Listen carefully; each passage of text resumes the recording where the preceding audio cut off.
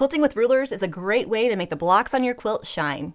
Hey everybody, it's me, Angela Walters from quiltingismytherapy.com, and welcome to the second video in the Arcs, Curves, and Points with Rulers Free Motion Challenge Quilting Along video series. In this video, we're learning how to quilt several different designs that are perfect for quilting the blocks in the first two rings on the exclusive quilt panel I designed for the video series. Even though we're learning designs for these curved blocks, these are techniques and designs you can use on blocks of all sizes and shapes. To be honest, I kind of had a hard time narrowing down which designs to show you in this video. There are a lot of different options. In fact, we're going to be learning several different designs in this video.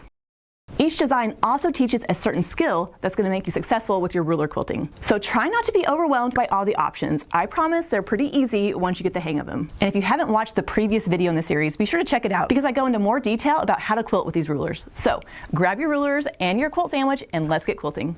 For the first one, we're going to keep it nice and simple with a basic arc kind of petal shape that fills in this area right here. I'm basically pretending that these two pieces are joined together to make one bigger block. And just as we saw in the previous video, we're going to use a smiley ruler to quilt our arc shape. I'm going to begin by getting to my starting point and putting my foot in the down position.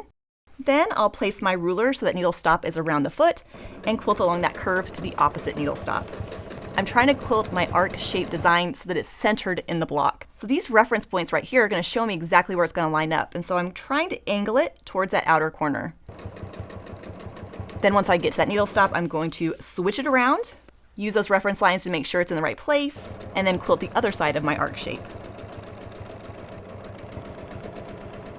It's really gonna help draw attention to the center of the panel and look beautiful on our quilts. Now from this point, I kind of have a dilemma. I could either leave this part unquilted if I wanted, but to really make that pop out, I'm gonna add a different filler in this area around it. Using a curvy free motion design around those arcs is really going to help it pop off the quilt. And not only is it going to look great in this block, but when I use it in several blocks in that circle, it's going to create a cool secondary pattern. This is a great design to try if you're not comfortable with arc rulers and wanting to just tiptoe a little bit into that. But I don't have to quilt those arcs so they come together to make that petal type shape. Instead, I can break them up and use a ruler to create a continuous curve design by quilting lines that curve from one point to the next. So I'm going to quilt a line that curves here away from the curve of the block and then do the same on the other side. Now in this example, my curved ruler is a little too small for the block I'm quilting it in. When I position that ruler, if I quilt to that needle stop, it's going to be just a little bit away from that corner. What I'm going to do is position that ruler just like I would normally want to quilt, aiming it towards that corner even though it's not quite touching. And then I'm going to quilt along it till I get to about the halfway point. From there, I'm going to pause and reposition my ruler where it should go and then continue on. That's lengthening out the arc just a little bit and making it fit the block I'm working in. Once I get to about the halfway mark, I'm going to pause and reposition my ruler, except this time I want to put that corner in the middle of my needle stop. Then I'm going to do the same on the other side, quilting a line that curves from this point to that point. And just like we've already seen, it doesn't quite line up, but what I'm going to do is position it kind of where it's aiming that way, quilt along part of that curve, and then reposition. And again, I'm trying to make that corner right there end up in the center of my needle stop, and then quilting along the remainder of that curve. Giving me a nice continuous curve looking design with lines that overlap, giving it a little bit more of that detail right there. Now another thing that we can use curved rulers for is to help us stitch and seam along these curves right here. And I get it, stitching in the ditch is hard enough when it's a straight line, but then you throw in a curve and that makes it even trickier. The good thing is we can use the curve of our ruler to help kind of control that shape. Now when I position the ruler close to that seam, we're going to be able to tell that's not the same curve. So what I'm going to need to do is instead of quilting along the whole curve, I'm going to need to quilt a little bit, reposition, and continue on. So when I place my ruler along that curve, I'm just looking at the first inch or so where it matches up, quilting along that, pausing, and then repositioning.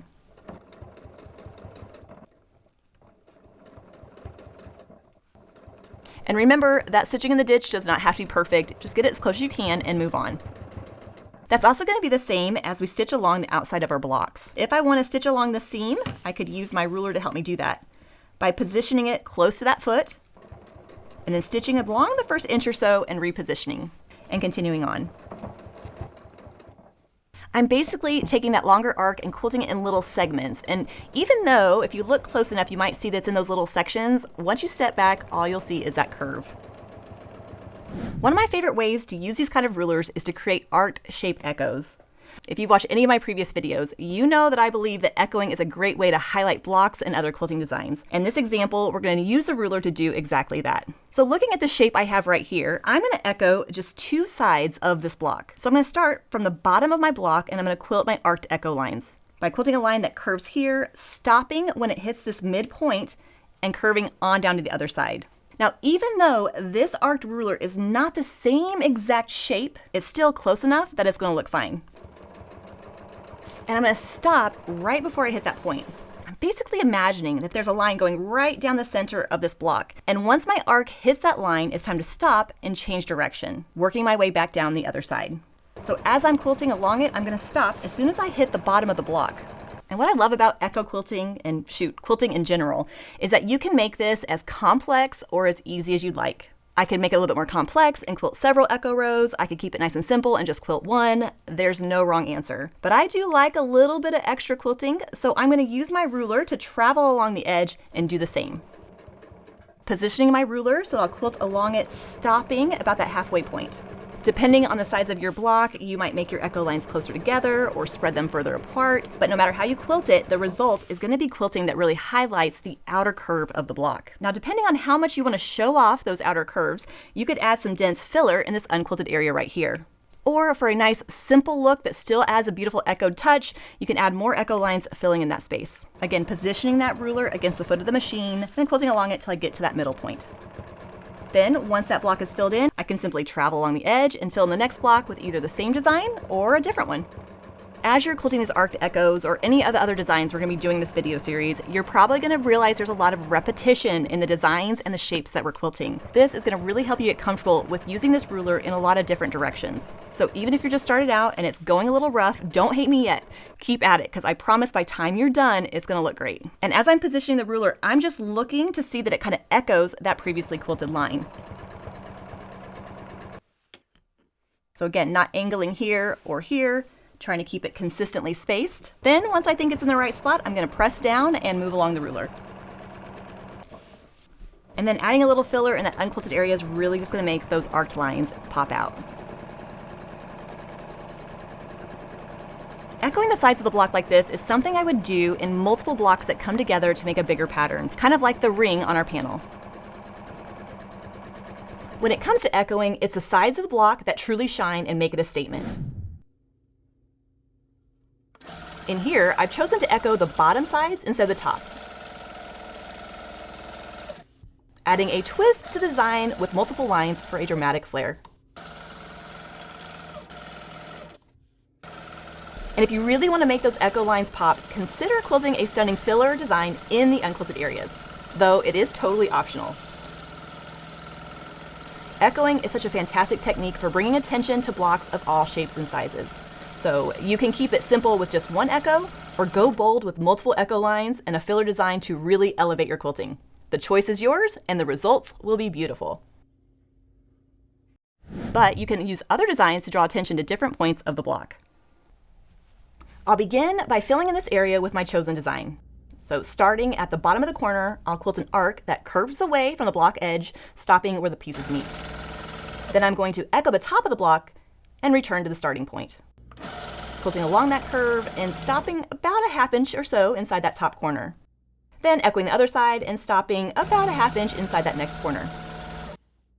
Then along the last curve to the starting point. For larger blocks or for a more intricate quilting look, feel free to add more arc echoes inside, enhancing that beautiful curvy echo design. I absolutely love how this technique creates a smooth echoed effect without having to travel in between the echo lines.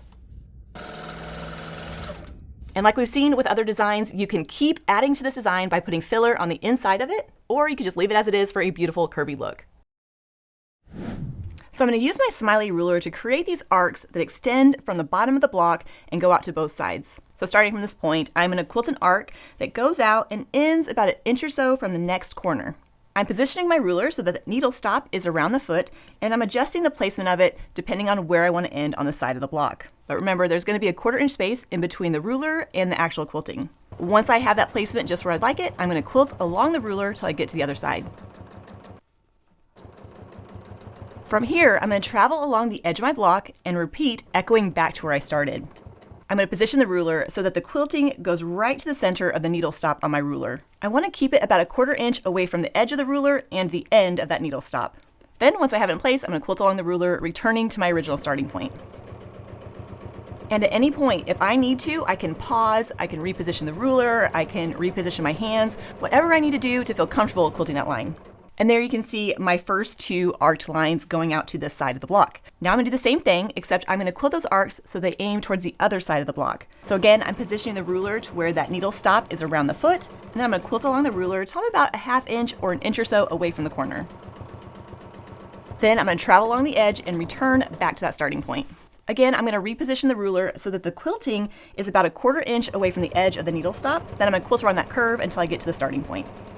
I love how it draws attention to the bottom of the block and gives me a nice echoed effect on the sides. From this point, it's totally up to you. You could go ahead and move on to the next block, or if you wanted a little bit more dense quilting, I could travel along the edge and add a little bit of filler in this area, which is what I'm gonna do right now. Traveling is just where you're quilting along the edge of the block to get to the next point. Now you may be wondering why I'm repositioning this quilt so much. Normally, I would try to keep it in one direction and use my quilting to maneuver around in all different directions. However, for filming purposes, I want you to be able to see what I'm doing, which results in a lot of turning of the quilt, just in case you were wondering. And even though I love to quilt fast, I'm definitely taking my time with this as I work along that seam. Truth of the matter is, working with rulers is a little bit slower than regular free motion, and I'm okay with that. Now I'm gonna put my ruler to the side and add a little bit more quilting in this area. Of course, like I said, this is optional. You can either do it or skip it. Either way is totally fine. I personally love switching between ruler quilting and regular free motion quilting, even within the same block. It just mixes it up a little bit and keeps me from getting bored of doing too much of one thing. But that's just my personality. You definitely don't have to do it that way. You could do all your ruler quilting first and then add your free motion. It's totally up to you.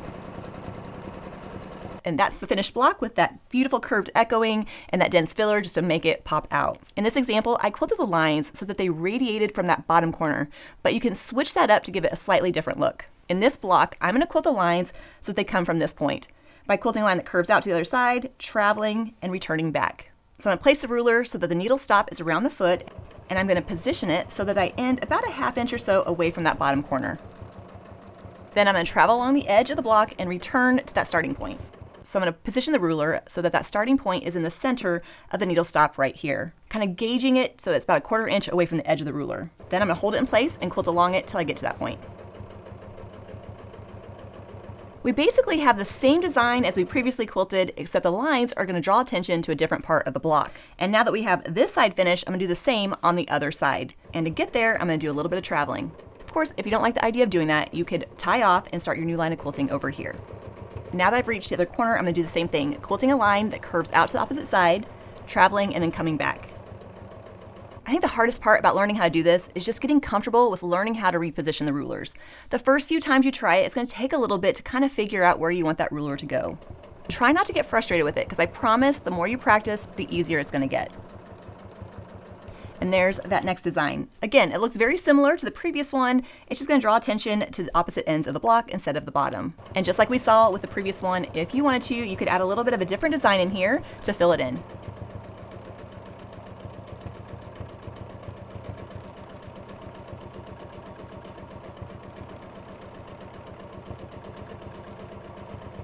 You can change up this design by adding more or less arc lines, or even by adjusting the spacing between them. It'll give you a slightly different look depending on the size of your blocks.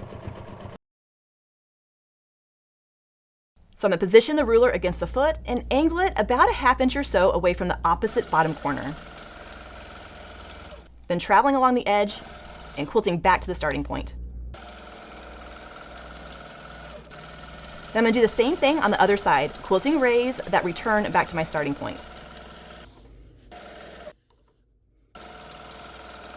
This time, I'm going to quilt an arc that goes out towards the previously quilted line and onto the other side. This is kind of like an echo line, except it touches the corners of the block. And like we saw earlier, if you want to make that echo line really stand out, try quilting a filler design in the rest of the block. I'm quilting some swirls and some paisleys, but really any design would look great, including wishbones or even a meander. Now for slightly different variations, you can try changing up the spacing between the echo lines or quilting more or less arcs. Just like all the other designs that we're learning through this video series, you can customize it to what you want to quilt.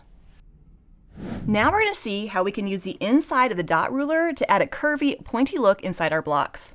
So I'm going to be quilting this kind of curved, pointy design so that it extends into this block. Using the dot ruler isn't difficult, but there is one little adjustment that needs to be made as you're quilting. Let me show you what it looks like. Position my dot ruler so that that cutout is as centered in that block as possible. I'm also looking to make sure that these 2 points are even with each other and that it's not kind of off or crooked. Once I have the ruler in place, I'm going to hold it down and quilt along one side of the ruler till I get to that second point.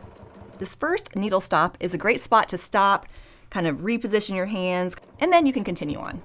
Quilting along this side of the ruler and then up to the next spot. Once I get to that next needle stop, I need to reposition the ruler just a little bit. There's about a 1/2 inch or so of space in between the sides of my ruler. And if I quilt along that edge, I'm not going to end up back at my starting point. So what I'm going to do is reposition it about 1/4 inch or so that that starting point is in between the sides of the ruler. That's going to give me a design that extends from a single point as opposed to one with a more opened bottom. But to fill in the spaces on either side of it, I'm going to add some more curves using just this portion of the ruler. So I'm going to start by rotating the ruler over just a little bit and sliding it down just a bit. I want this curve to line up next to that previously quilted design without overlapping it. And the one thing I love about cutouts is I can see exactly where that's going to go. Now from this point, I'm going to use the other side of the ruler to do the other side of that curve, moving it over to that needle stop and then rotating it so there's about a 1/4 inch gap in between the corner and the edge of the ruler. And then I'm going to just quilt along the ruler, stopping when I get to that point. And there I have that beautiful dot design with a little bit of curved detail right here. And it looks so nice, I'm going to do the same thing on the other side. So when I place the ruler here, my first line is going to be quilted on the same side that I started. So I'm going to rotate it a little bit, shift it down just a bit, and then quilt along that curve. And then shifting the ruler over to the other needle stop and then rotating it till I have about a 1/4 inch space between the ruler and the point of the block. Once that's set, I'm going to just quilt along that line and finish up my motif. I just love how it adds a little bit more curvy detail to the design and helps it fill in those larger blocks. Now that we've seen how to do it on a sewing machine, let me show you what that looks like on the long arm. Now just as we saw on the sewing machine, I'm going to quilt the design starting from the bottom of the block by positioning the ruler and using the reference lines to ensure that it's centered. Now, as I carefully hold the ruler, I'm going to quilt along the first 3 sides of the cutout in the center. It's crucial to reposition your hands as you work along the ruler, especially on a long arm quilting machine, because maintaining control is the key to prevent the ruler from shifting.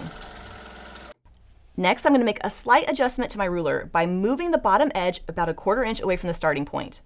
And as I quilt, I'll stop and reposition my hands to keep everything steady. Now once I'm done with this part, I'll have the first segment of my motif complete. Now let's fill in the sides of the block. I'm going to use the sides of the ruler to create some beautiful arcs. So I'll position the ruler and then give it a little bit of a rotation away from that center to leave a little bit of space between the lines. Now once that's done, I'll shift the ruler to mirror the curve on the other side, making sure that the needle stop is around the foot and that the ruler is about a 1/4 inch away from the line I quilted. Then I'll quilt back to the starting point, which will create a stunning petal shape.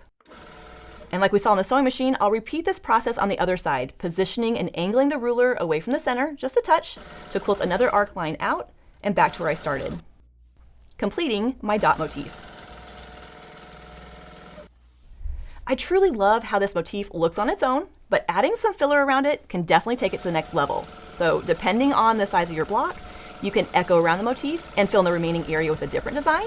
Or for smaller blocks, you might skip the echoing altogether and go straight to the filler design.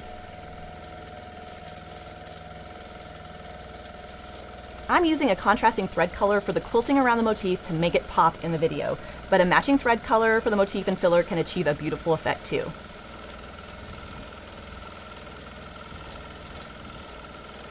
And like the other designs we've explored in this video, you have the freedom to make them as intricate or as simple as you like. If you're looking for an easier approach, just echo the sides of the block and fill in those unquilted areas. But no matter what you put around the motif, it's a fun way to use portions of a ruler to create a more complex looking design. And this is just the beginning. There are so many different designs you can create with these rulers. So try experimenting with the designs and your rulers to see what creations you can come up with. All right, now it's your turn. If you're quilting along with me on the custom challenge panel, go ahead and fill the areas highlighted in red with the designs of your choice.